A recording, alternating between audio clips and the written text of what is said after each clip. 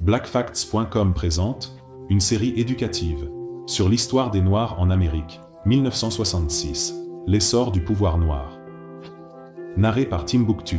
Après l'euphorie des premières années du mouvement des droits civiques, la colère et la frustration augmentaient parmi de nombreux Afro-Américains qui voyaient clairement que la véritable égalité, sociale, économique et politique, leur échappait encore à la fin des années 1960 et au début des années 1970. Cette frustration a alimenté l'essor du mouvement du pouvoir noir, selon Stokely Carmichael, alors président du SNCC, qui a d'abord popularisé le terme « pouvoir noir » en 1966. Le mouvement traditionnel des droits civiques et son accent sur la non-violence n'allait pas assez loin, et la législation fédérale qu'il avait obtenue n'avait pas réussi à aborder les désavantages économiques et sociaux auxquels faisaient face les Afro-Américains.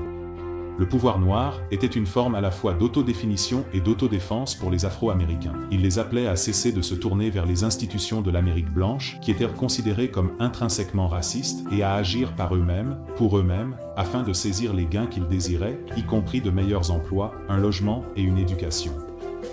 Également en 1966, Huey P. Newton et Bobby Seale, étudiants universitaires à Oakland, Californie, ont fondé le Parti des Panthers noirs.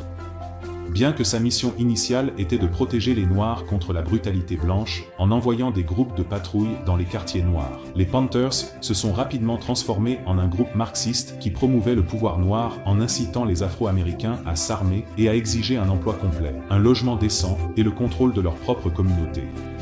Des affrontements ont eu lieu entre les Panthers et la police en Californie, à New York et à Chicago, et en 1967, Newton a été condamné pour homicide volontaire après avoir tué un policier.